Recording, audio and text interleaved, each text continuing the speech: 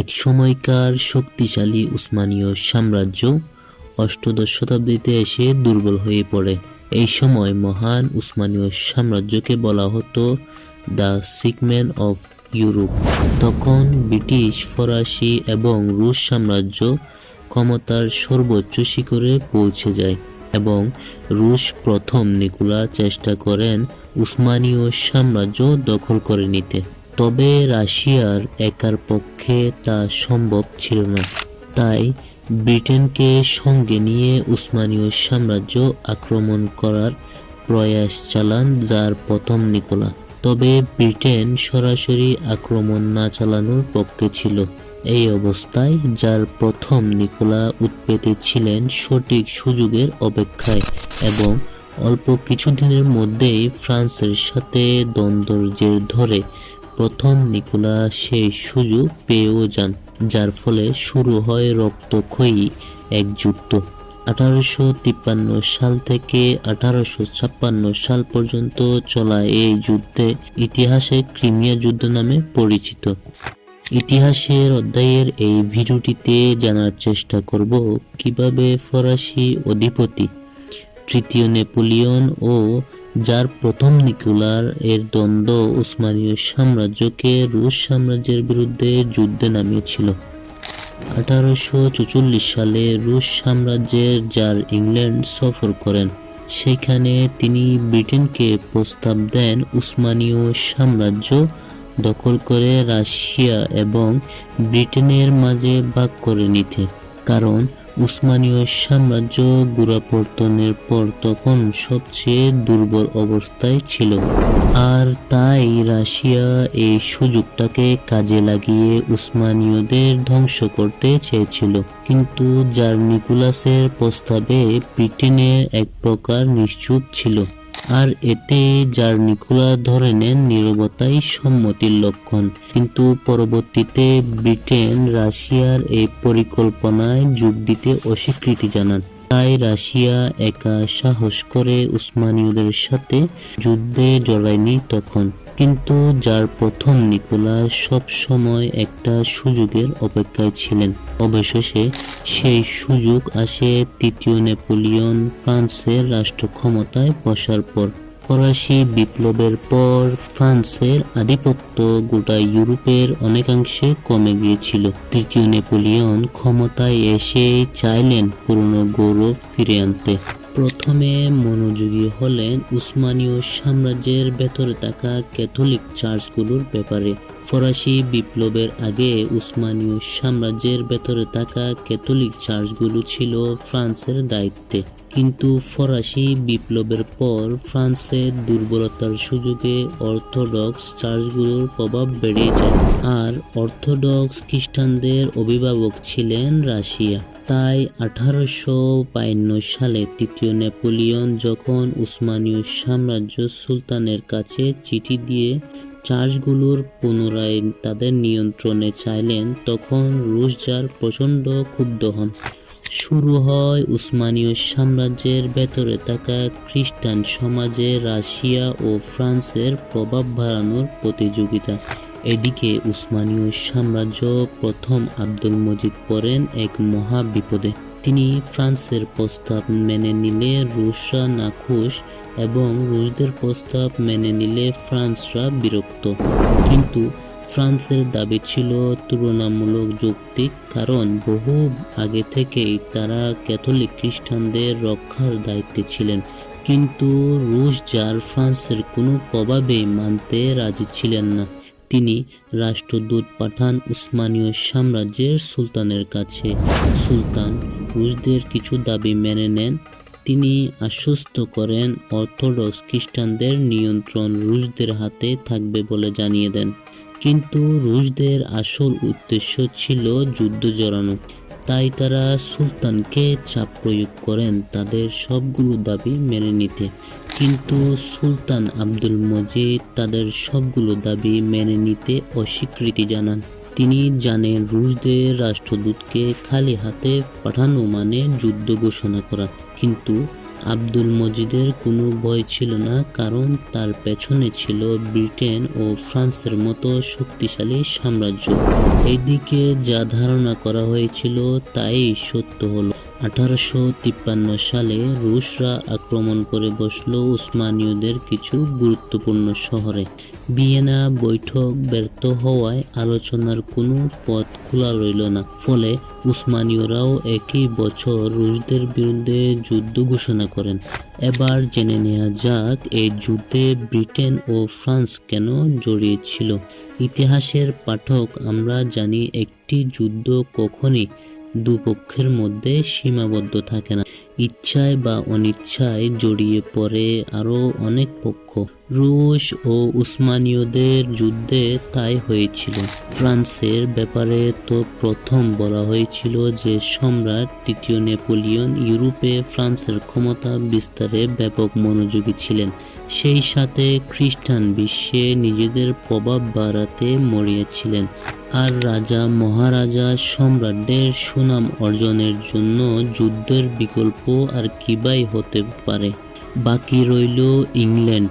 রুশরা যদি উসমানীয়দের পরাজয় করে ইউরোপে প্রবেশ করত, তাহলে রুশরা হতো ব্রিটেনের গলার কাটা। কারণ ভারতীয় উপমহাদেশের আধিপত্য বিস্তারে যে পথ ব্যবহার করা হয়, রুশরা উসমানীয় সাম্রাজ্য দখল করে নিলে নিশ্চিত সে পথগুলো বন্ধ করে দিত। ফলে ফ্রান্স ও ব্রিটেন ইউরোপে নিজেদের আধিপত্য ধরে রাখতে রুশদের ইউরোপে প্রবেশে বাধা দেয়।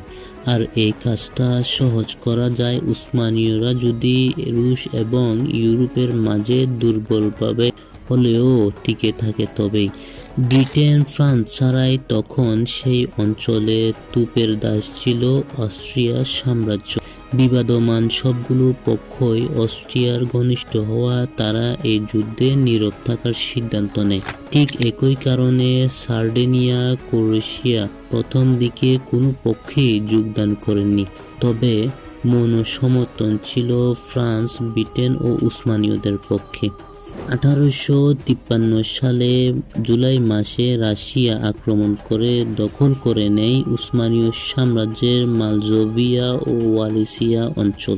এই ঘটনায় তৎক্ষণাত্তিক প্রক্রিয়ায় উসমানীয় সাম্রাজ্যের সুলতান আব্দুল মজিদ, যার প্রথম নিকোলাসকে তৎক্ষণাত্তিক একটি পত্র লিখে দখলকৃত অঞ্চলগুলো ছেড়ে দেওয়ার হুঁশিয়ারি দেন, কিন্তু তারা তাতে কোনোই পাত্তা দেয়নি।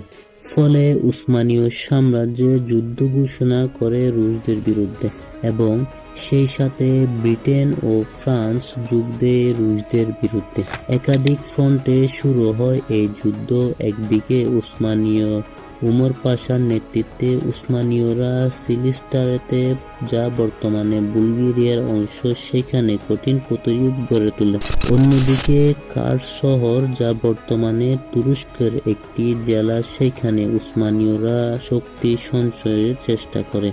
তবে কার্সে রুশ নৌবাহিনীর কাছে ব্যাটেল অফ সিনোপে ধরাশায়ী হয় উসমানীয়রা। 1853 সালের নভেম্বরে রাশিয়ার পরপর সাফল্যে নড়েচড়ে বসে ব্রিটেন ও ফ্রান্স।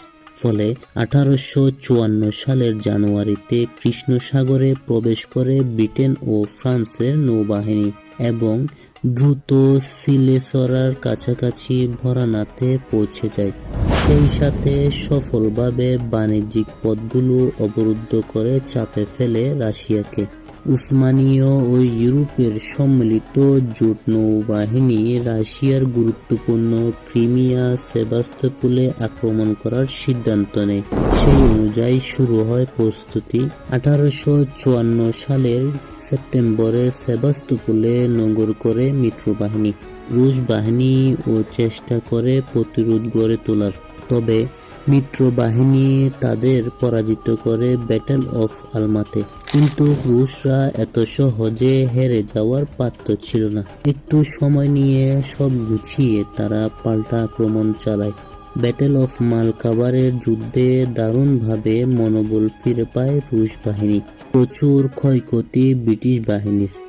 এরপর রুশরা লাগাতার কয়েকবার আক্রমণ করলে ক্রিমিয়াতে ব্যাপক ক্ষয়ক্ষতি হয় মিত্রবাহিনীর। এই সময় শুরুতেই নীরব থাকা সার্ডেনিয়ার হাত বাড়িয়ে দেয় মিত্রবাহিনীকে। তাদের পাঠানো সৈন্য সামরিক সহযোগিতা পেয়ে মিত্রবাহিনী ঘুরে দাঁড়ায়। টানা কয়েক মাস ধরে চলে আক্রমণ পাল্টা আক্রমণ।